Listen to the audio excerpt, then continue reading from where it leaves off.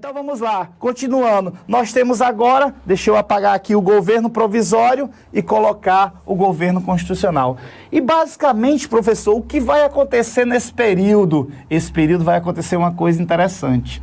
O mundo está vivendo uma bipolaridade, mas cuidado, é uma bipolaridade entre duas tendências diferentes.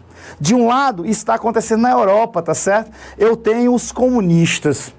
Os comunistas que estão crescendo em franca ascensão devido à União Soviética. E detalhe, observação, quando teve a crise de 29, os países capitalistas sofreram muito. Essa crise era muito grande, aliás, ainda está sendo na Europa essa crise do capitalismo que se deu com a quebra da Bolsa de Valores em Nova York. Mas a União Soviética, com seu modelo comunista, né, não sofreu nenhum tipo de sanção econômica em relação a isso. Então, a União Soviética, Stalin, que está no poder, vai dizer, meus queridos, quem é a forma de governo, quem é a forma econômica a ser seguida? Os capitalistas que estão aí quebrados, os países capitalistas e seu liberalismo democrático estava aí quebrado, ou o comunismo que não sofreu nada com essa crise, com essa quebra da Bolsa de Valores de Nova York. Então, o comunismo vai estar crescendo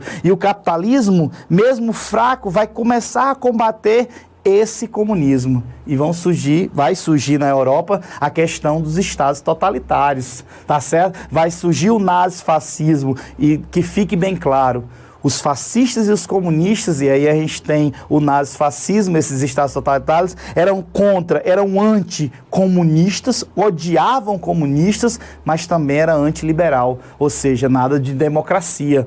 Então, basicamente, era contra comunismo e contra capitalismo, tá certo? Vamos dizer assim, é uma ressignificação desses modelos econômicos, tá certo? E surge com muita força na Europa. E Vargas se você me perguntar, professor, Vargas era o quê? Pelo amor de Deus, comunista jamais. Ele odiava isso. Fascista, ele tinha tendência fascista, mas Vargas não era fascista. Se eu tivesse que definir o que era Vargas, Vargas seria varguista, ou seja, Vargas se apropriava de características e depois usava em proveito próprio, principalmente características do fascismo, que ele vai saber utilizar muito bem, tá certo? Então você vai ter no Brasil duas grandes tendências. Por favor, veja no slide que está agora na sua tela. Você vai ter uma polarização de ideias. Você vai ter A e B, tá certo? Que seriam os nossos fascistas, tá? A Ação Integralista Brasileira, tá certo? Que tinha como líder o senhor Plínio Salgado, tá ok? Ou seja, você tinha camisas verdes, todo mundo se vestia igual. Por que isso, professor? Porque no nazismo, na Alemanha, você tinha os camisas pardas. Porque no fascismo italiano, você tinha os camisas negras. Então, no Brasil, eu tinha que imitar. Eu tinha os camisas verdes. Se no nazismo você tinha se no nazismo você tinha a suástica como símbolo, olha o símbolozinho aí dos integralistas. Eles eram chamados de integralistas, eram os nossos fascistas. É o sigma, né? Que corresponde ao S latino, tá certo? É o símbolo, aquele símbolozinho que você tem na planilha, é o símbolo do somatório. Você tinha isso, eles botavam nas camisas, nas bandeiras, era Deus, pátria e família, tá certo? Algo bem nacionalista. Então, se os nazistas tinham Heil Hitler, nós tínhamos o nosso Anauê. Parece engraçado, mas é porque é uma saudação indígena, e se os integralistas eram altamente nacionalistas, eles saudavam como se fosse uma saudação indígena, quer dizer o quê? Você é meu parente. E do outro lado nós temos os comunistas do Brasil. Lembra da coluna Prestes? Lembra do Luiz Carlos Prestes? Pois é, ele tinha saído do Brasil, agora volta. Volta com as convicções de um comunista, abraçou a causa e criou a chamada Aliança Nacional Libertadora, ANL. E como ele foi chamado de o Cavaleiro da Esperança tá? Por Jorge Amado, grande escritor comunista. E diga-se de passagem, aqui abro um parênteses, os escritores brasileiros que tinham tendências comunistas foram presos ou perseguidos por Getúlio Vargas. E aí, quem estuda literatura vai encontrar, por exemplo, um Jorge Amado que é preso, você vai encontrar uma Raquel de Queiroz que é perseguida por esse Estado de Vargas posteriormente, no chamado Estado Novo, que a gente vai já falar sobre isso, ou até o próprio Graciliano Ramos, que vai escrever sobre a sua prisão, por exemplo, no livro Memórias de Cáceres, né? Memórias do Cáceres. Então você vai ter Vargas, ele persegue aqueles que não estão de acordo com sua ideologia. E por que isso, professor?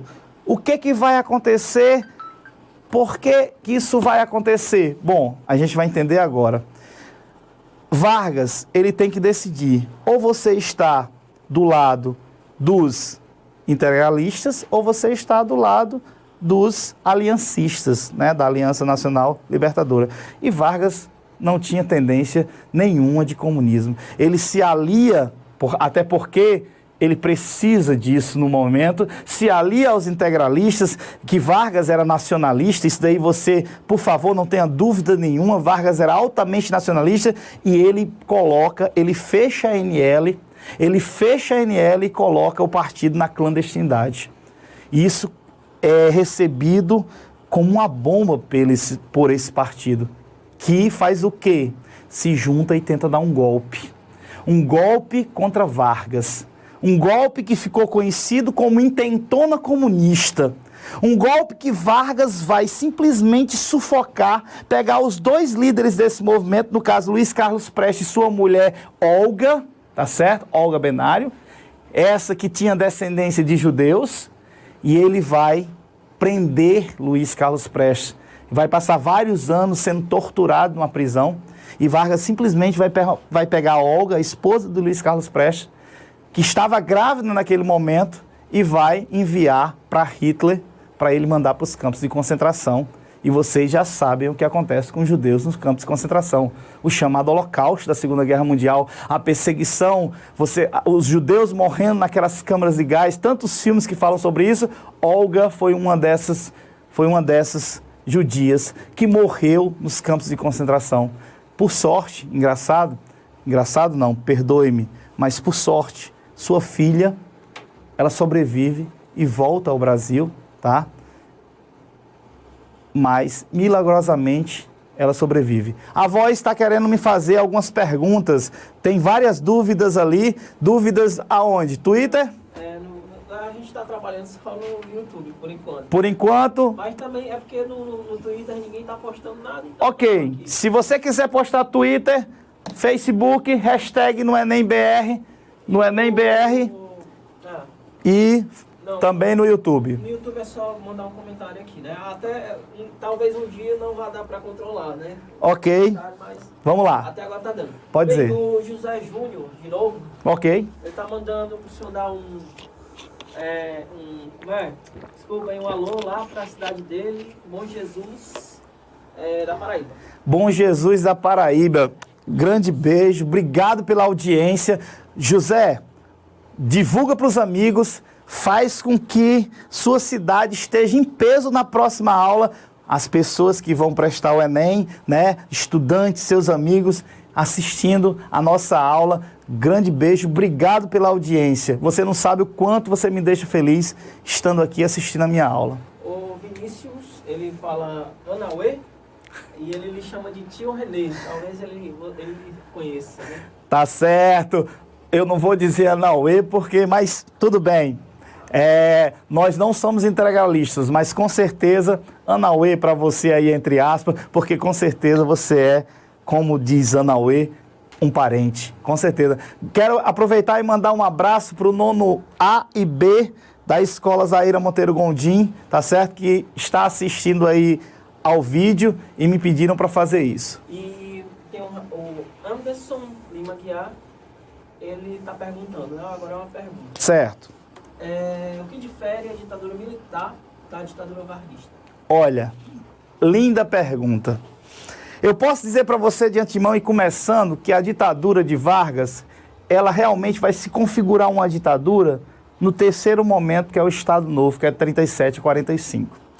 E eu posso dizer para você que o que difere, na verdade, é simplesmente porque a ditadura militar, mesmo de 64, você tinha uma oposição muito ferrenha de vários setores, principalmente a questão dos estudantes.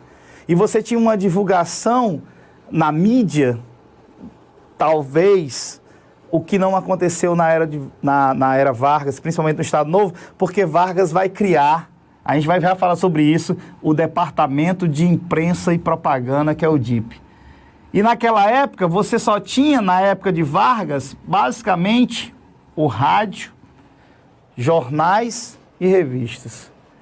E o que saía nesses meios de comunicação, nesses jornais, nesse rádio e nessas revistas, só podia sair o que o DIP autorizasse.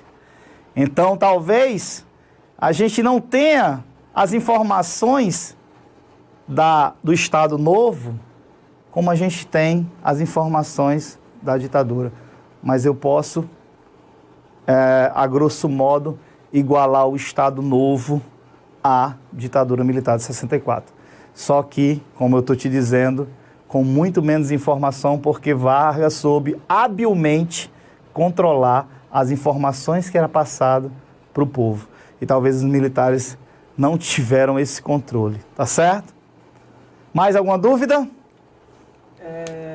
Tem uma aqui, acabou de surgir. Diz. Não, é só um pequeno alô para Ana Caroline, em Piracicaba, São Paulo, né? Piracicaba. Ana Caroline, beijos. Bom ter você aí. São Paulo, Piracicaba. A gente recebe muita dúvida de São Paulo. É um estado que está assistindo muito às nossas aulas. Divulgue o nosso canal para os seus amigos. Bota nas redes sociais. Leva para a tua escola. Bota nos grupos. Faz com que a gente continue gratuitamente fazer esse serviço para aquele que vai prestar o Enem, não só esse ano, mas os anos que virão. Nós queremos aqui ajudar, principalmente aqueles que não têm condições de pagar, tá certo? Estamos aqui à disposição. Vocês é quem mandam, eu só obedeço. Aqui tem a Aline Correia, dizendo que o seu professor nota 10. Obrigado, Aline. Beijos para você, como sempre. Eu acho que você já respondeu essa pergunta aqui, mas o José Júnior está perguntando por que Vargas ficou conhecido como o pai dos pobres. Por que Vargas, José Júnior está perguntando, por que Vargas ficou conhecido como pai dos pobres? Meu querido, naquela época, esses trabalhadores dessas fábricas eram as pessoas pobres. Essas mulheres que lutavam por direitos estavam nesse rol. Então, na hora que Vargas faz principalmente as leis trabalhistas, ele ganha a simpatia de uma gama muito grande de trabalhadores pobres no Brasil. Eu me lembro que eu perguntei ao meu pai uma vez, que nasceu em 37, como ele via Getúlio Vargas. Ele disse: eu era muito pequeno, mas meu pai, que seria meu avô, enaltecia Vargas como alguém que seria o salvador do Brasil. Então, uma das coisas que Vargas sabia fazer muito bem era se autopromover. Vargas, a gente vai ver isso mais na frente, faz cartilhas para serem distribuídas nas escolas. Eu tenho alguns cartazes que eu vou te mostrar. Mas antes, vamos voltar para cá, porque isso é um pouco mais na frente. Aí você vai entender um pouco mais essa alcunha de pai dos pobres. Olha só, eu queria te mostrar o Plínio Salgado.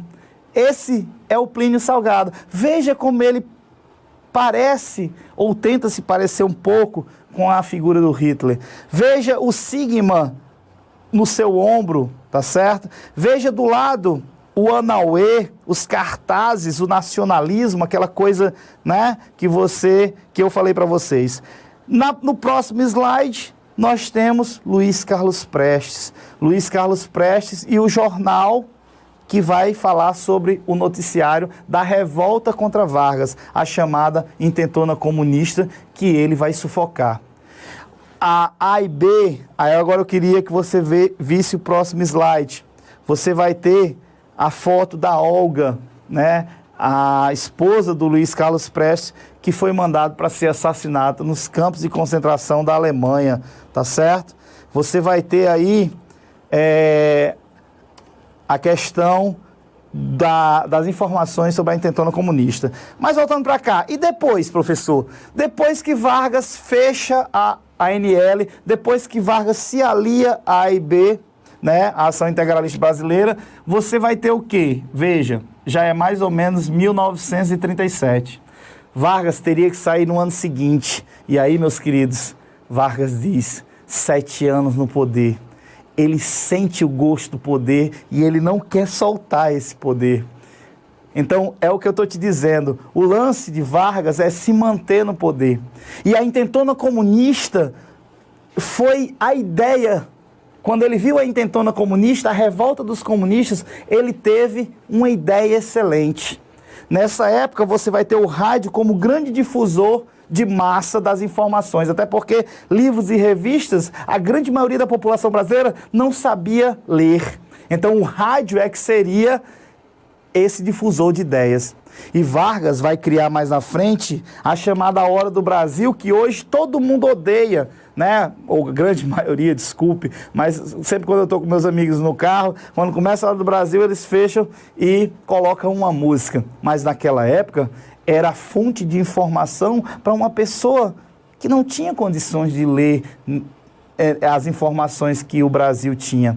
E Vargas vai se aproveitar isso. Por quê? Porque, meus queridos, olha a habilidade de Vargas para golpe. Aqui sim é golpe.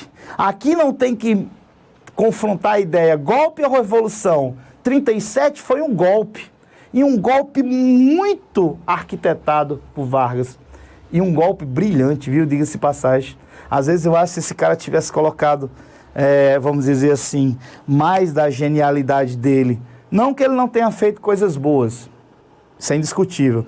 Mas a genialidade dele poderia ser muito mais para a parte positiva da coisa. Então vamos voltar para cá e vamos entender o seguinte. Em 37, ele vai no rádio e simplesmente diz assim, olha a habilidade do cara. Ele diz, olha, eu descobri, povo brasileiro, eu descobri um plano, meus espiões descobriram um plano, por favor, entenda o que eu vou dizer agora.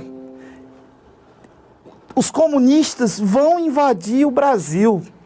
Eu descobri um plano e ele chamou esse plano de Plano Cohen, tá? Plano Cohen. Ele disse, olha, os comunistas, eu descobri esse Plano Cohen, onde os comunistas vão invadir o Brasil. Você, burguês, você latifundiário, você sabe o que aconteceu na União Soviética, como quando teve a Revolução da União Soviética, a Revolução Russa em 1917. Você, Igreja Católica, você sabe o que acontece com a Igreja Católica quando os comunistas invadem um país? Veja o que aconteceu na União Soviética, na Rússia naquela época, né? E depois União Soviética. Então perceba, Vargas usa esse plano e diz, mas eu sou o seu presidente, eu vou defender vocês até a morte, eu vou estar aqui para poder expulsar esses comunistas. Só peço para vocês, para eu continuar no poder e fazer isso. Você pode até pensar assim, meu Deus, como as pessoas aceitaram isso. Mas, meus queridos, o plano estava lá.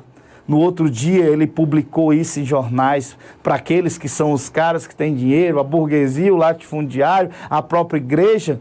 E para o povo pobre que não falava, vamos dizer assim, abertamente sobre aceitar ou não, mas esse plano foi a gota d'água para eles dizerem, Vargas, meu salvador, por favor, defenda a gente, não deixe esses comunistas entrarem no Brasil. Então, em 37, ele... Professor, uma dúvida, esse plano, ele existiu? Tem certeza? Você já está desconfiando. Adivinha, A e B, juntamente com Vargas, isso vai ser descoberto depois, criaram o Plano Cohen. Entende aí o golpe? Aí não há dúvidas. Vargas dá um golpe, ou seja, cria um suposto plano de invasão ao Brasil, se aproveita disso para continuar no poder. Ainda faz mais. Ele ainda diz mais. povo do Brasil, se eu continuar com a Constituição, aquela de 34, que foi eu que arquitetei, que foi votada, que foi promulgada, ela é muito fraca. Ela me deixa com vamos dizer assim, com as mãos atadas. Ela faz com que eu não tenha força suficiente para defendê-los. Eu preciso fazer uma Constituição nova, e aí não dá tempo de ser votada. Deixe que eu faça, confia em mim, que nessa Constituição eu vou dar plenos poderes a mim para poder defender vocês. Dúvidas? Tem algumas aqui. Diz aí, vamos dar uma paradinha aqui. Lembra, Vargas dá o golpe e vamos já ver o que acontece.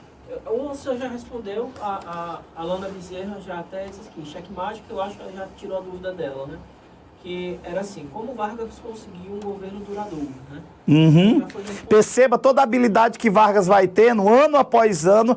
Entenda, o populismo, o paternalismo, o assistencialismo são formas de manter Vargas no poder. Agora, o medo do comunista, e lembra, quando alguém falou no golpe militar de 64, esse golpe foi dado também com medo desses comunistas. Vargas faz primeiro. Então lembra que os comunistas são sempre um motivo na história do Brasil para que alguém dê o golpe para poder salvar o povo desses supostos comunistas. Diz aí, próxima dúvida. José Júnior, lá da Paraíba, né? Paraíba. Diz aí, Júnior. Naquela época, Vargas que decidia se ia ter eleição naquele determinado ano? Não. Quando Vargas fez a Constituição de 34, quando Vargas, a Assembleia Constituinte fez, e elegeu Vargas, seria um mandato de 4 anos. Ou seja, em 38, Vargas iria sair. Daí o motivo de Vargas, um pouco antes, ter dado o golpe para se manter no poder. Então, na hora que Vargas dá esse golpe, ele diz, olha, vou sair próximo ano. Vou sair daqui a alguns meses e vou deixar o Brasil com essa invasão. Então, por favor, entenda, eu vou ficar, não é por mim, eu vou ficar por vocês, para salvar vocês, porque eu sou o Brasil. José, agora sim, vamos agradecer o José Júnior. Ele mandou, né, esse vídeo para o grupo do colégio dele, né, para todo mundo assistir. Isso é muito bom. Obrigado, Júnior. Obrigado mesmo. Manda, compartilha, faz a assinatura do nosso canal, recebe os vídeos. Cara, isso é show. Você está ajudando muita gente a tornar esse canal por anos e anos de graça, tá bom? Aí outra coisa, né? São mais 2 coisas para retomar a aula. Pronto, deixa eu tirar mais 2 dúvidas para a gente retomar a aula. Pode dizer. Uma dúvida e uma é só um aviso. Tá ok. Tá? Randerson, não sei se é Randerson ou Anderson. Ok, Randerson. Nesse período, o jornalista Carlos Lacerda já o pressionava Vargas, como fez em seu segundo governo. Deixa eu fazer de novo essa pergunta aqui. Ok. Nesse período, o jornalista Carlos Lacerda já o pressionava, como fez em seu segundo governo. Se pressionava, como ele conseguiria fazer isso se a imprensa era tão controlada? Olha, a gente não fala de Carlos Lacerda nesse período, tá? Lembra que eu falei que Carlos Lacerda é de um partido que era chamado de UDN. Esse partido só vai surgir depois. É o grande partido opositor de Vargas, mas não me... 50. Nós vamos ver já já o UDN ser criada, tá? Carlos Lacerda vai ser o grande opositor de Vargas e um dos pivôs, já vou adiantando, spoiler, mas você já sabe, do seu suicídio em 54, do suicídio de Vargas, tá certo? Mas nesse período. Nós estamos falando num período em que Lacerda ainda não é um opositor ferrenho a Vargas. Então ele não tem aí a sua, vamos dizer assim, importância para esse período histórico aqui, que é o começo do Estado Novo. Quando Vargas dá o golpe, o plano Cohen, e aí eu quero que você veja o slide que vai estar na sua tela, só para você ver. Você vê primeiro, eu botei alguns slidezinhos, veja como Vargas gostava de falar no rádio, veja como Vargas gostava de falar com o povo brasileiro. Isso é uma prática populista. O povo, imagine aí, o povo nunca teve acesso, nunca nem viu um presidente nem ouviu sua voz e de repente Vargas cria um programa e fala para todo o povo brasileiro, tá certo? Então, meus queridos, isso fazia que um povo dissesse, esse é o meu presidente, eu estou ouvindo a voz dele, ele está falando para mim, ele está falando comigo. Entenda, a propaganda é a alma do negócio. E se você tiver que dizer qual foi o presidente que iniciou essa questão da autopromoção, do culto ao líder no Brasil, Getúlio Vargas. O próximo slide que você está vendo aí na sua tela é exatamente ele na rádio anunciando que descobriu o Plano Cohen. Então perceba que a partir daí ele diz que vai rasgar a Constituição de 34 e vai fazer uma Constituição ele mesmo. Ele mesmo vai fazer uma Constituição chamada Constituição, foi chamada de polaca, porque é uma Constituição baseada numa Constituição da Polônia e uma Constituição que trazia um acorcho muito grande. Por exemplo, trazia pena de morte. Você trazia pena de morte nessa Constituição. Você já não tinha a figura do vice-presidente. Você que me perguntou naquele período sobre a questão do vice-presidente. Vargas acaba com a questão do vice-presidente, tá certo? Dá uma olhada nesse slide. Botei um slidezinho sobre a questão do Plano Cohen e a Constituição polaca. Veja, presidência, mandatos, aí já aumentava o mandato de 6 anos. Sindicatos, ele controlava. Vargas controlava, e isso é importantíssimo você saber. Vargas controlava os sindicatos, os trabalhadores através dos sindicatos. É daí que vai surgir aquele termo de sindicato pelego. Na verdade, pelego, né, é uma peça que você coloca entre um animal e uma sela exatamente para não machucar o cavaleiro que está em cima desse cavalo. Então, o sindicato servia para amenizar, tá certo? Amenizar esse controle, porque o sindicato, teoricamente, ele é para defender os anseios da sua classe. Mas, nesse período, os sindicatos defendiam os anseios de Vargas. Defendia não, fazia o que Vargas queria. Daí, quando a gente está falando de um sindicato que não é atuante, daí quando a gente está falando do sindicato que não faz pela sua classe, e sim pelo governo, pelos opositores dessa classe, esse sindicato é chamado de sindicato pelego. Tá? Esse termo veio desde a era Vargas, tá bom? Então, você vai ter aí, ó, nessa charge, eu mostrando, desculpe, exatamente isso que eu estou falando. O teatrinho do pai dos pobres. Olha só, vamos brincar de sindicalismo, né? Vargas diz, vamos brincar de sindicalismo. E se você ver lá em cima, ele está controlando o trabalhador através desse sindicato. Vargas utiliza isso, a questão sindical, de forma muito, muito hábil, tá certo?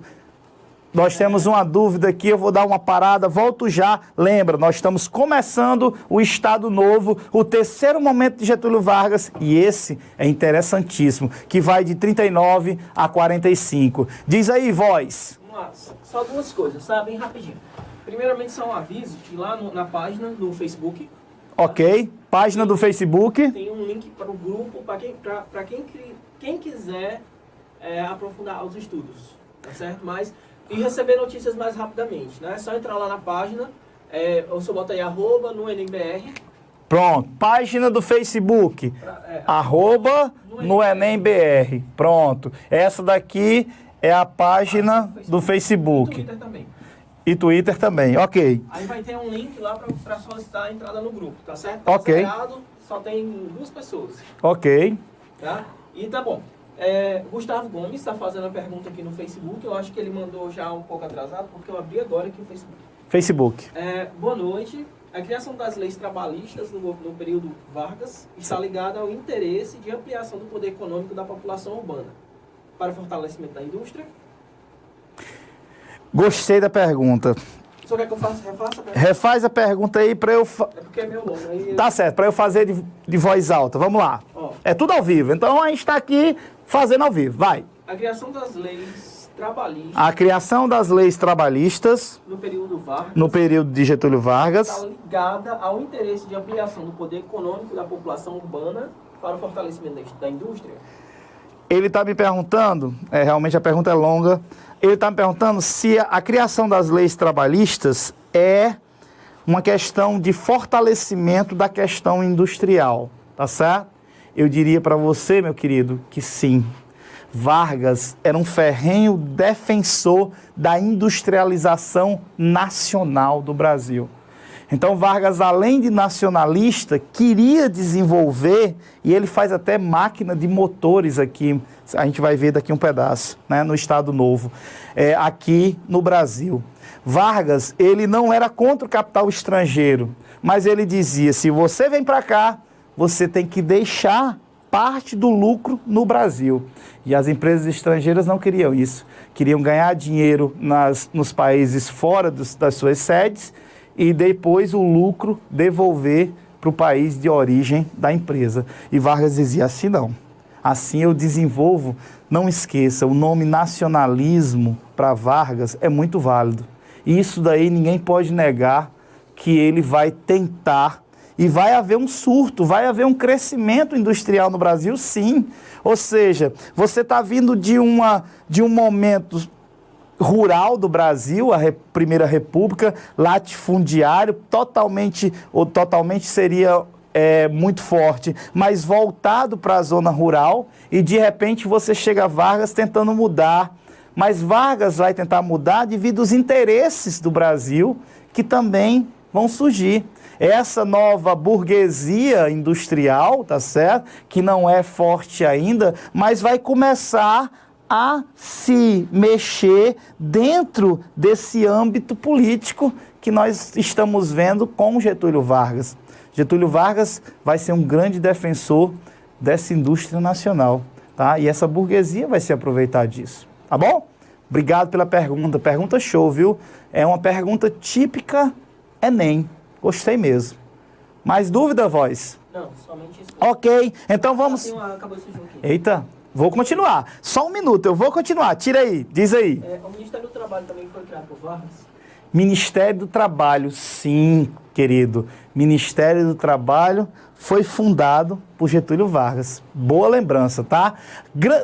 A grande maioria das coisas em relação ao trabalhismo, tá certo? Daí Vargas ser chamado de a questão do assistencialismo, do paternalismo e do populismo, que eu estou querendo sempre mostrar esses três âmbitos para vocês, foi em cima das leis trabalhistas. E o Ministério do Trabalho também, Getúlio Vargas, tá certo? Eu poderia aqui citar algumas coisas que Vargas vai criar, mas essas criações vão ser principalmente, o Ministério do Trabalho é antes, mas no Estado Novo. Agora a gente vai ver o Estado Novo, pessoal, nós vamos ver uma questão bem interessante de Vargas, porque é a ditadura de Vargas, ao mesmo tempo chega a Segunda Guerra Mundial, e é Vargas que vai estar nesse processo de Segunda Guerra Mundial aqui no Brasil, tá certo? A questão das perseguições, elas aumentam, esses escritores que eu falei aqui vão ser perseguidos principalmente nessa fase, tá certo? A fase do Estado Novo, que é a ditadura de Vargas.